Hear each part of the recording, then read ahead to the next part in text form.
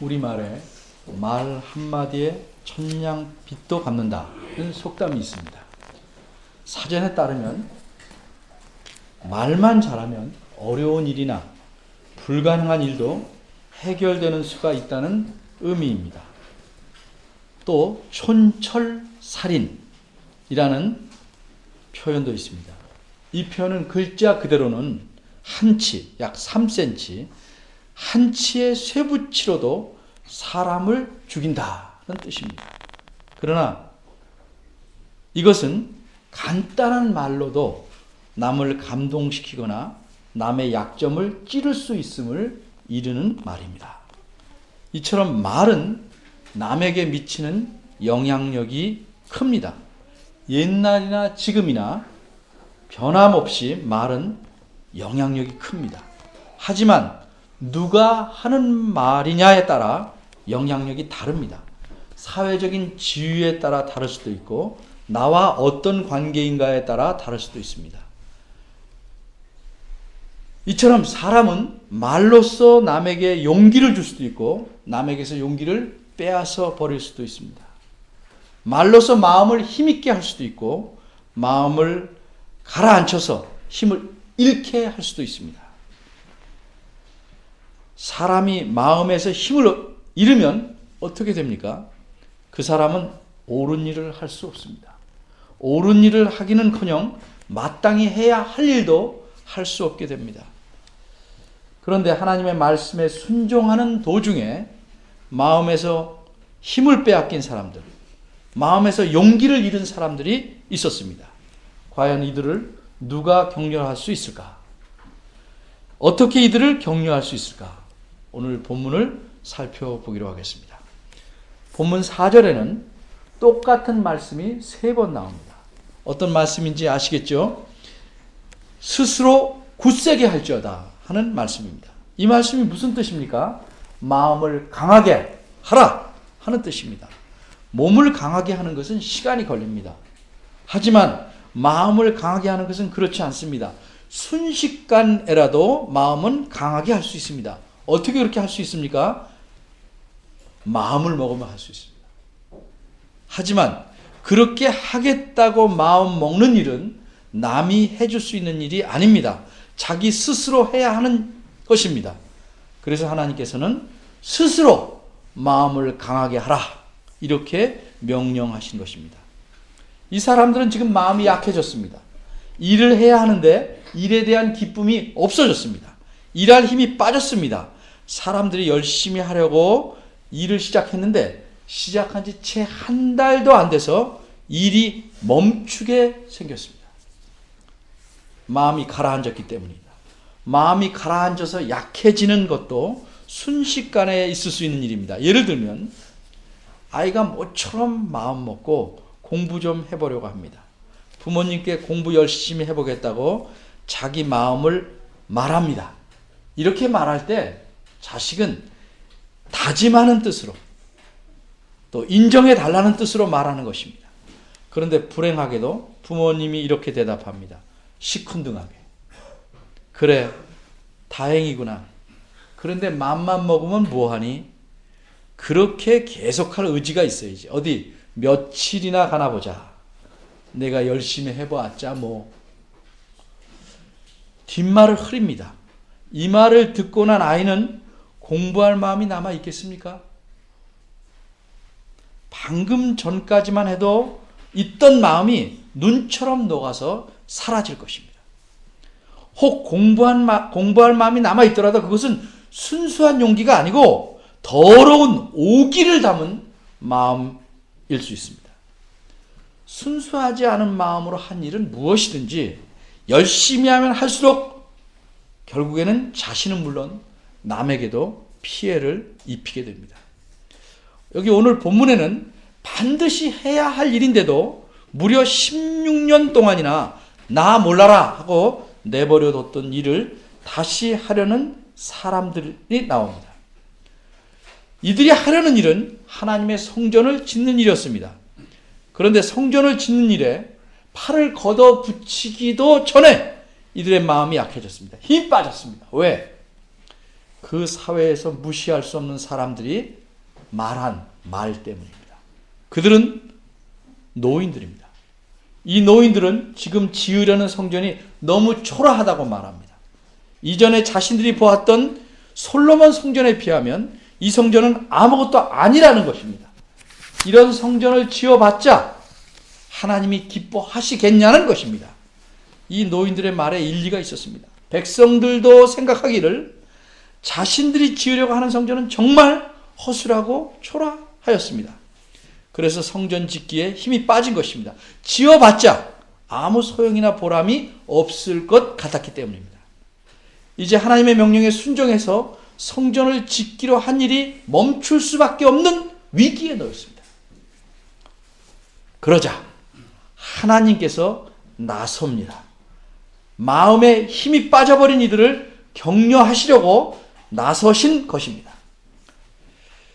이들은 하나님의 명령에 순종하여 성전을 짓기 시작한 사람들입니다. 이렇게 하나님께 순종하려는 사람들을 하나님은 모른 채 하시지 않습니다. 하나님 말씀에 순종하려던 이들이 용기를 잃어버리는 것을 하나님은 그냥 내버려 두시지 않습니다. 그래서 이들을 격려하시려고 합니다. 그래서 마음을 강하게 하라고 말씀합니다. 여호와 하나님께서 누구에게 이런 말씀을 하셨나요? 먼저는 4절을 보니까 스룹바벨입니다. 이 사람은 누구입니까? 1장 1절을 보면 중간에 유다 총독 스룹바벨이라는 표현이 나옵니다. 이 사람은 유다 백성을 다스리는 총독입니다. 어린이들을 위해서 좀 더 설명하자면 총독이 있는 나라는 정상적인 나라가 아닙니다. 총독이 있는 나라는 자기 나라에 힘이 없고 다른 나라의 지배를 받는 식민지입니다.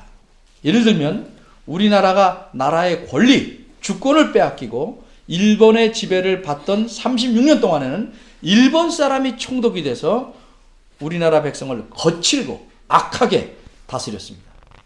어린이들도 또 예수님 당시에는 어린이들도 알다시피 로마라는 나라가 지배했기에 유다 나라에는 로마 사람인 총독이 다스렸습니다. 예수님을 십자가에 못 박은 빌라도가 그때 총독이었습니다. 그런데 예수님 때보다 520년 전인 이때에도 유다 나라에는 총독이 있었습니다. 유다 나라는 페르시아라는 나라의 식민지였습니다. 이때 페르시아 왕은 누구냐? 1장 1절에 나오는 다리오 왕입니다. 다리오 왕은 식민지 곳곳에 총독을 세웠습니다. 그런데 다행히도 유다 나라에 세운 총독은 페르시아 사람이 아니라 유다 사람이었습니다. 그가 곧 스룹바벨입니다. 스룹바벨은 만일 유다 나라가 나라를 빼앗기지 않았다면 유다의 왕이 될 사람이었습니다. 그는 다윗 왕의 후손이었습니다. 그러기에 그가 비록 페르시아 왕에 의해 총독이 되었지만 자기 백성인 유다 백성들을 사랑했습니다. 뿐만 아니라 그는 하나님 말씀에 순종할 줄 아는 지도자였습니다. 그래서 그는 백성들을 지도해서 하나님의 성전을 짓기 시작한 것입니다. 그런데 그가 힘이 빠졌습니다. 스룹바벨뿐만 아니라 여호수아도 힘이 빠졌습니다. 그래서 하나님께서는 여호수아에게도 스스로 굳세게 할지어다 이렇게 말씀하신 겁니다. 여호수아는 옛날에 모세를 이어 이스라엘의 지도자가 된 여호수아와 이름이 같을 뿐입니다. 그러나 이 여호수아는 대제사장입니다. 유다 백성의 종교 지도자입니다. 그러니까 이 당시 유다 백성에는 두 분의 지도자가 있던 것입니다. 스룹바벨과 여호수아입니다. 지도자는 백성들이 힘들 때 그들을 격려하고 바르게 이끌고 갈 책임이 있습니다. 그러나 이들도 힘이 빠져서 자신들도 버티기 힘들 정도니 백성들을 이끌 힘이 없었습니다. 그래서 하나님께서는 이 두 지도자를 격려하신 것입니다. 그런데 우리가 여기 4절에서 좀 다른 점을 발견하게 됩니다. 그것은 하나님께서 이 두 지도자뿐만 아니라 백성들까지 격려하신다는 사실입니다. 4절을 보시면 이 땅 모든 백성아 스스로 굳세게 하라 이렇게 격려하십니다. 이것이 무엇과 다른가? 1장 1절을 비교하면 알 수 있습니다. 학개서 1장 1절입니다. 하나님께서 처음으로 선지자 학개를 통해서 말씀을 전하실 때는 스룹바벨과 여호수아에게만 전하게 하셨습니다. 물론 그 말씀의 내용은 백성 전체를 향한 것입니다. 그러나 처음에는 두 지도자에게만 전하셨습니다. 왜 그러셨습니까? 두 지도자로 하여금 백성들을 잘 지도하도록 하시기 위함입니다. 그래서 하나님의 성전에 대한 백성들의 생각과 그들의 삶이 어떠했는지를 분명하게 알려주십니다. 그 결과 지도자들은 하나님의 말씀을 깨달았습니다. 그래서 깨달은 하나님 말씀을 백성들에게 그대로 전했습니다. 그래서 마침내 어떤 일이 생겼습니까? 1장 12절입니다. 스룹바벨과 여호수아와 남은 바 모든 백성이 그들의 하나님 여호와께 순종하게 됩니다. 그런데 오늘 본문 4절에서는 하나님께서 두 지도자뿐만 아니라 백성 모두를 격려하십니다. 왜 그러셨을까? 과거를 살펴보고 반성하게 하고 깨닫게 하는 일은 두 지도자를 통해서도 가능한 것입니다. 그러나 마음에 힘을 잃은 이 심각한 문제는 지도자가 해결하기 어렵습니다. 게다가 지도자 자신도 힘을 잃어버렸습니다. 그래서 하나님께서는 직접 지도자는 물론이고 백성들까지 격려하시게 된 것입니다. 이렇게 격려하시는 목적은 무엇입니까? 하던 일을 멈추지 말고 계속 하라고 하시려는 것입니다. 모처럼, 정말 모처럼 이들은 하나님을 자신들의 삶의 중심에 모시고 살려고 합니다. 하나님을 자신들의 삶에서 가장 우선으로 삼으려고 합니다. 그래서 그런 마음의 표시로서 하나님의 성전을 지으려 하는 것입니다. 그러기에 하나님은 그들에게 스스로 굳세게 하라 이렇게 격려하십니다. 그리고 일하라 이렇게 말씀하십니다. 4절을 자세히 보십시오. 하나님께서 이들을 격려하기 위해 얼마나 간절하게 말씀하고 계십니까? 보시는 바와 같이 나 여호와가 이르노라. 나 여호와의 말이니라. 만군의 여호와의 말이니라.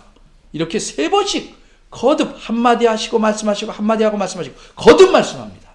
다른 이의 말이 아니고 내 말이니 나를 믿고 따르라고 강하게 말씀하신 것입니다. 그리고 성전을 짓던 일을 계속해서 완공하라고 말씀합니다. 그런데 여러분, 자기 마음을 스스로 강하게 하는 일이 쉽습니까? 아자아자 화이팅! 난 할 수 있다! 이렇게 외치면 할 수 있나요? 그런 구호를 외치면 할 수 있습니까? 할 수 있다고 해도 그것은 잠시뿐입니다. 게다가 사람이 할 수 있는 일에는 한계가 있습니다. 아무리 마음을 강하게 먹고 파이팅을 외치고 죽기 살기로 덤벼들어도 할 수 있는 일이 있고 할 수 없는 일이 있습니다. 이 세상에는 오히려 사람이 할 수 없는 일이 더 많이 있습니다. 그런데 사람에게 이러한 한계가 있다는 사실을 잘 아시는 하나님께서 마음을 굳게 먹고 일하라는 것입니다. 해보았자 소용이 없게 판단돼서 지도자들까지 손을 놓아야 할 그런 일을 계속 하라는 것입니다. 어째서 하나님이 이렇게 요구하시는 것일까요? 그 이유는 일할지어다 라는 말씀 뒤에 나옵니다. 우리말 성경에서는 의미가 통하기 때문에 빠뜨렸습니다만 원문에서는 왜냐하면 이라는 말이 들어있습니다. 원문대로 옮기면 일하라! 왜냐하면 내가 너희와 함께 하기 때문이다. 이런 뜻입니다. 하나님께서 이렇게 함께 하신다고 말씀하신 의미를 잘 알기 위해서 예를 하나 들어보겠습니다. 제가 어렸을 때는 초등학교만 졸업하고 중학교에 가지 못하는 사람들이 꽤 있었습니다. 공부를 못해서가 아니라 잘해도 중학교에 갈 수가 없었습니다.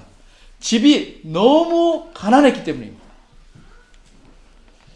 어떤 초등학교 6학년 학생이 아무리 공부를 열심히 해도 집이 가난해서 그렇다고 돈을 해내라고 부모님에게 졸를 수도 없고, 그래서 중학교에 갈 수 없으니까 2학기에는 아예 포기하는 마음으로 학교에 다니고 있었습니다. 그런 사정을 아시고 담임선생님이 하루는 그 학생을 불러 이렇게 말씀합니다. 너 이번 학기에는 왜 전처럼 열심히 공부하지 않고 힘이 빠져 있느냐? 열심히 공부해야지. 그러자 그 학생이 대답합니다. 기가 죽어서 대답합니다. 공부해도 아무 소용이 없어서 그래요. 죄송해요. 선생님이 말씀합니다. 넌 공부만 열심히 하면 된다. 내가 있잖니. 이때 내가 있잖니 라는 선생님 말씀을 어떻게 이해하는 것이 좋겠습니까? 내가 지금 네 앞에 있다? 이렇게 이해해야 할까요? 아니면 내가 중학교에 갈 수 있도록, 공부할 수 있도록 등록금을 대주겠다, 이렇게 이해해야 할까요? 말하나 마나 뒤에 말로 이해합니다. 이와 마찬가지로 하나님께서 내가 너희와 함께 한다 하신 말씀은 단순히 지금 내가 떠나 있지 않고 너희와 여기 함께 있다, 이 정도의 의미로 말하는 것이 아닙니다. 이 말씀은 내가 너희에게 필요한 모든 것들을 마련해서 너희가 이 성전을 다 짓도록 책임지겠다 하는 의미로 말씀한 것입니다. 따라서 너희는 다른 걱정 말고 마음을 강하게 하여 열심히 일을 하면 그것으로 충분하다 하는 의미입니다. 그리고 이것은 빈말이거나 무책임한 말씀이 아닙니다. 왜? 하나님 자신의 말씀대로 이렇게 말씀하신 분은 만군의 여호와 하나님이시기 때문입니다. 그럼 우리가 여기서 생각해 볼 문제는, 하나님은 어째서 이 사람들, 용기를 잃은 이 사람들과 함께 한다고 말씀하신 것일까? 5절에서 그 이유를 알 수 있습니다. 5절에 있는 이 말씀을 정확히 알기 위해서 원문에 따라 설명을 해야 합니다. 우리말 성경은 얼핏 보면 두 가지가 머물러 있다라고 말하는 것 같이 보입니다. 하나는 뭐냐 하면 내가 너희와 언약한 말과, 이 말 하나고, 그 다음에는 나의 신이 너희 중에 머물러 있나니, 이렇게 두 가지, 내가 너희와 언약한 말 그리고 나의 신, 이 두 가지가 머물러 있다고 말한 것처럼 표현합니다. 그러나 이것은 분명치 않게 번역한 것입니다. 분명하게 말하자면 5절의 앞부분은 이렇게 번역되어야 의도에 맞습니다. 너희가 애굽에서 나올 때 내가 너희와 맺은 말대로, 너희와 맺은 말대로. 하나님께서 맺은 말이란 무엇인가? 이것은 하나님께서 출애굽한 이스라엘 백성과 맺은 언약을 가리킵니다. 언약을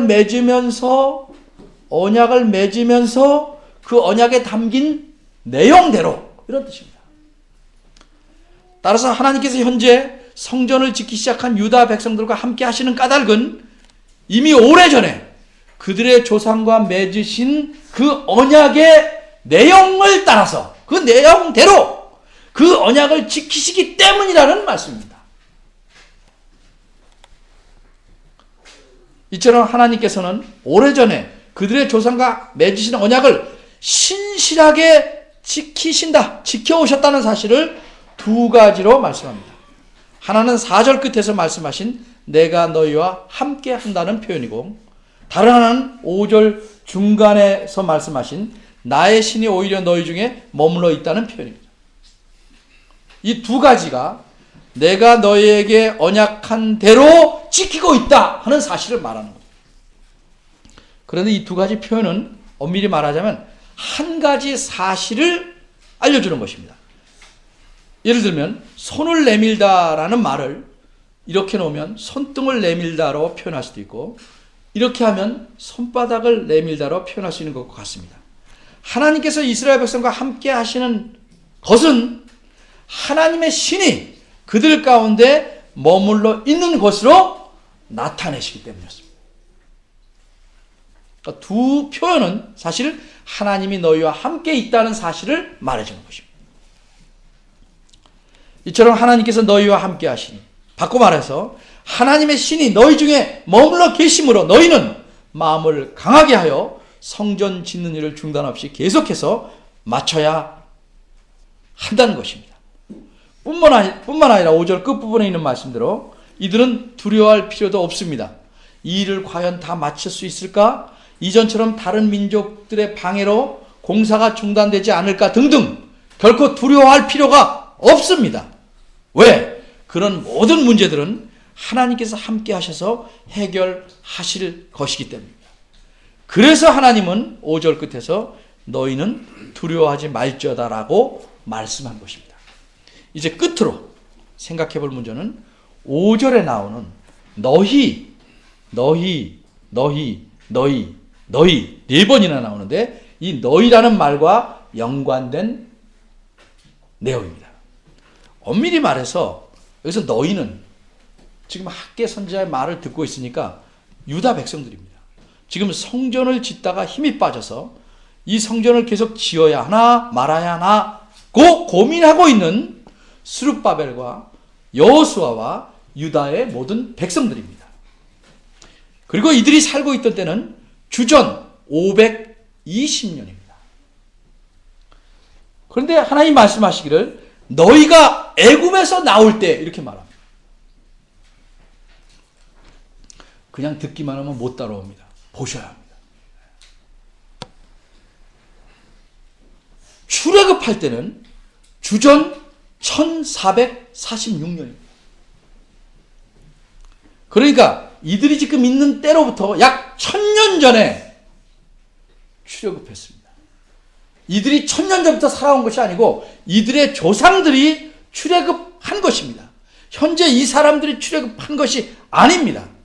이 사람들은 대부분 포로로서 살던 곳, 즉 바벨론 땅에서, 지금은 페르시아가 다스리지만 옛날 바벨론 땅에서 돌아왔을 뿐입니다.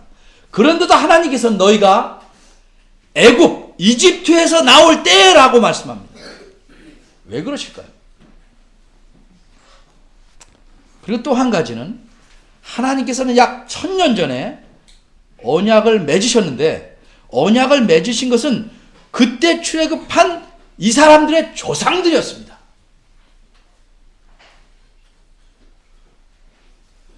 그런데 하나님께서는 5절을 보면 내가 너희와 언약을 맺었다고 말씀합니다.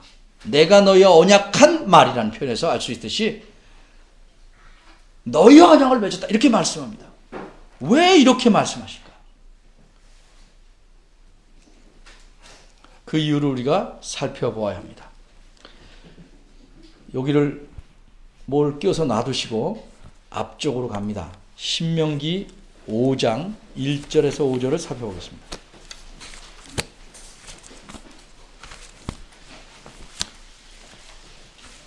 제 성경으로는 269쪽입니다.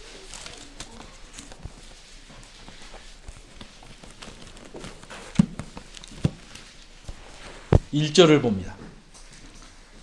모세가 온 이스라엘을 불러 그들에게 이르되 이스라엘아 이렇게 말합니다. 여기서 모세가 부른 이스라엘 백성들은 출애굽한 이스라엘 백성이 아닙니다. 이때는 출애굽한 지 거의 40년이 지난 때입니다. 그래서 이들은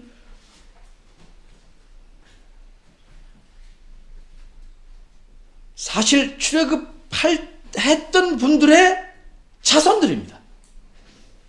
출애굽할 때 20살 이상, 즉 성인을 20살 이상으로 여기는데 20살 이상이었던 분들은 모세 외에 2사람만 빼놓고, 그러니까 모두 3사람, 이 3사람만 빼놓고 모두 광야에서 지난 40년 동안 죽었습니다. 왜 죽었습니까? 하나님의 약속을 믿지 못해서 하나님 말씀을 거역한 죄로 모두 다 죽었습니다. 따라서 이 지금 1절에서 모인 백성들은 출애굽할 때 19살 아래로 미성년이었거나 출애굽한 후에 40년 동안 광야에서 생활하는 동안 태어난 사람들. 출애굽한 그 해에 하나님께서는 시내 산에서 출애굽한 그 이스라엘 백성과 언약을 맺으셨습니다. 그런데 모세는 2절에서 하나님께서 호렙산, 시내 산의 또 다른 이름이 호렙산입니다.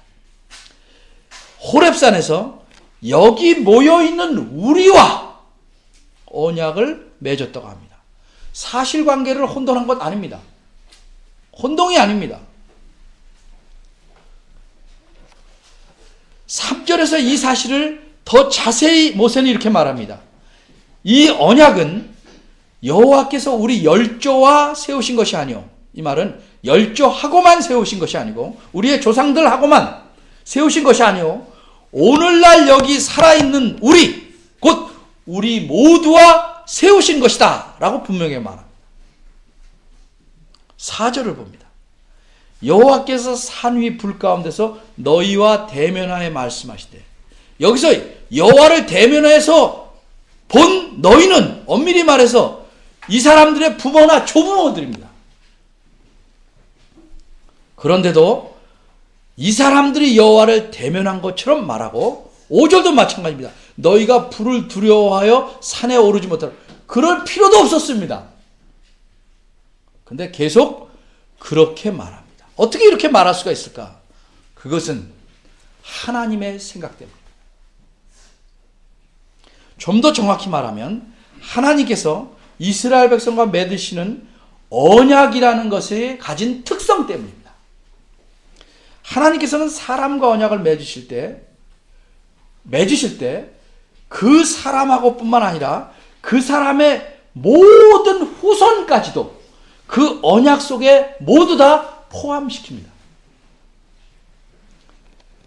그러기에 하나님의 언약은 언약을 맺은 그 당사자들은 죽어도 끊이지 않고 대대로 이어지는 것입니다. 이런 언약의 특성을 가리켜 조금 어려운 표현으로 언약의 계대성이라고 합니다. 릴레이, 어린이 알죠? 릴레이, 이어달리기를 한문으로 계주 이렇게 말합니다. 이어서 달린다, 계주라고 하듯이 하나님의 언약이 대를 이어 계속되는 특성을 계대라고 합니다. 계대성. 이런 특성을 계대성이라고 하는 것입니다. 따라서 하나님께서 출애굽한 이스라엘 백성들과 언약을 맺으실 때 그 언약에는 그들의 앞으로 태어날, 현재 있는 후손뿐만 아니라 앞으로 태어날 모든 후손들이 포함된 것입니다. 하나님이 그렇게 포함시키신 겁니다. 그래서 모세는 신명기 5장 2절과 3절에서 이 언약은 오늘날 살아있는 우리 모두와 세우신 것이라고 말할 수 있었던 것입니다. 그리고 오늘 본문 학개서 2장 5절에서 또 하나님께서는 내가 너희와 맺은 언약이라고 천년 후의 사람들에게 말한 것입니다. 이처럼 하나님은 자신과 언약을 맺은 백성 전체를 하나로 여기십니다. 하나로. 그러기에 천년 전에 이들의 조상들이 출애굽하였는데도 그들의 후손들에게 말씀하시기를 너희가 애굽에서 나올 때 이렇게 말합니다.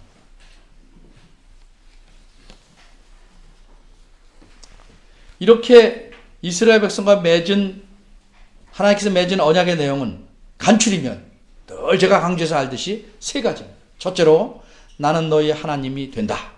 둘째로 너희는 내 백성이 된다. 셋째로 그러므로 나는 너희와 함께한다. 요약하면 이 세 가지입니다.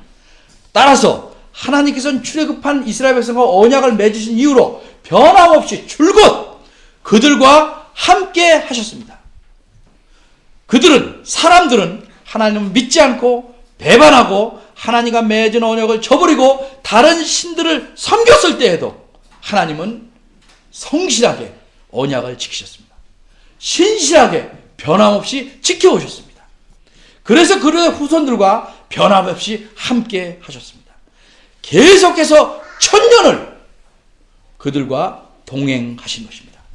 그저 옆에서 묵묵히 걷고만 계신 것이 아니라 그들을 보호하시고 인도하시고 필요한 것을 주시고 복을 주시고 살아가게 하신 것입니다. 사람들은 수없이 변덕을 부리며 하나님을 배반하기를 밥 먹듯 합니다. 그렇을지라도 하나님은 신실하게 그들과 동행하셨습니다. 그래서 지금 성전을 짓고 있는 이들에게 그런 사실을, 하나님이 이렇다는 사실을 강조하고 계신 겁니다. 스스로 굳세게 하라, 일하라. 내가 너희와 천년 전에 언약한 대로 너희와 계속 동행해왔고 지금도 너희와 동행하고 있으니 두려워 말고 일하라. 이렇게 말씀한 겁니다. 나의 신이 오히려 너희 중에 머물러 있다는 말씀에서 오히려는 좀 어색하죠? 여전히가 맞는 말입니다. 여전히. 내가 너희와 천년을 동행해왔으며 여전히 지금도 나의 신이 너희 가운데 머물러 있으니 너희가 하던 일을 계속하라. 이렇게 격려하시는 것입니다. 이처럼 오늘 본문에서는 하나님께서 힘이 다 빠진, 힘이 풀린 자기 백성을 격려하십니다. 하나님께서는 자신이 얼마나 신실하게 언약을 지켜오셨고 지금도 지키고 계신지를 말씀하심으로써 지친 백성을 격려하십니다. 정말 격려는 나는 할 수 있다! 이렇게 자신을 세뇌시키는 데서 오는 것이 아닙니다. 그런 느낌은 들겠죠. 근데 할 수 없는 건 못합니다. 진정한 위로와 격려는 하나님께서 나를 어떻게 대하시는가, 하나님께서 나를 얼마나 사랑하시는지를 아는 데서 오는 것입니다. 하나님의 신실하심은 변함이 없습니다. 하나님의 사랑은 끝이 없습니다. 그래서 하나님은 천년을 자기 백성과 동행하셨습니다. 옛날에 출애굽한 이스라엘 백성과 언약을 맺으실 때 하나님은 대표자로서 모세를 세우셨습니다. 이렇게 모세를 통해서 언약을 맺음으로써 이스라엘 백성은 하나님 백성이 되었습니다. 그래서 그 이후로 천년을 하나님께서는 그들과 함께 하셨습니다. 그럼 우리는 어떠합니까? 우린 누구입니까? 우린 유대 민족도 아닙니다. 우리의 대표자는 모세도 아닙니다. 과연 우리도 하나님의 백성이고 자녀입니까? 그렇습니다. 어떻게 그렇습니까? 어떻게 우리가 하나님의 백성이 되었습니까? 하나님께서 우리의 대표자로 예수 그리스도를 세우셔서 새로운 언약, 새 언약을 맺으셨기 때문입니다. 그러기에 우리는 또한 예수님을 구세주로 믿는 모든 자들은 누구나 이 새 언약 안에 포함되어 있는 것입니다. 그리고 이 언약의 특성에 따라, 하나님의 언약의 특성에 따라 우리뿐만 아니라 우리의 모든 후손들도 새 언약에 포함되어 있는 것입니다. 그래서 이런 사실을 믿기에 우리는 어린 자녀들에게, 아무것도 모른다고 생각되는 어린 자들에게 새 언약 안에서 하나님 백성이 되었다는 표시로 유아 세례를 받게 하는 것입니다.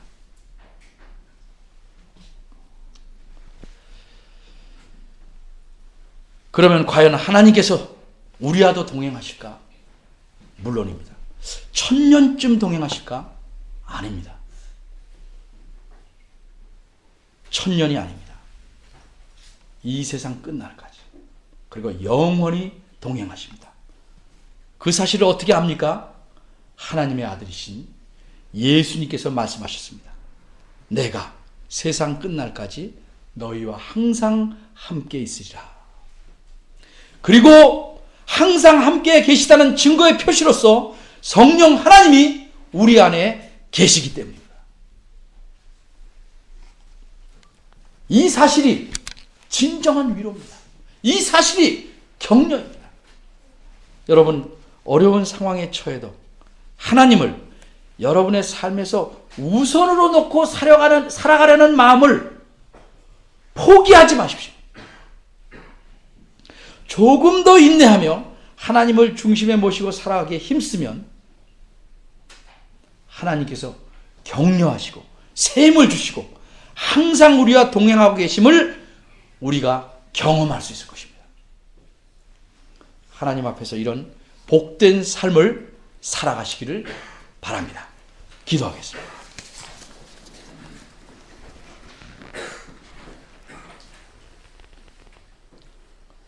하나님, 제 마음이 세상의 풍조에 뒤흔들리고 넘어지고 피곤하여서 피리를 불어도 흥겹지 않은 사람처럼 하나님 말씀을 들어도 그저 덤덤한 때가 있습니다. 저희들 심령에 자극을 주시고 하나님의 말씀과 하나님 자신이 우리에게 힘이 되고 격려가 된다는 사실을 늘 마음에 담고 이 세상에 굴하지 않고 사탄에게 눌리지 않고 하나님의 뜻에 따라 온갖 어려움이 닥치더라도 그 뜻대로 살아가려고 몸부림치는 하나님의 자녀들 되도록 붙잡아 주옵소서. 예수님의 이름으로 기도합니다. 아멘. 다 같이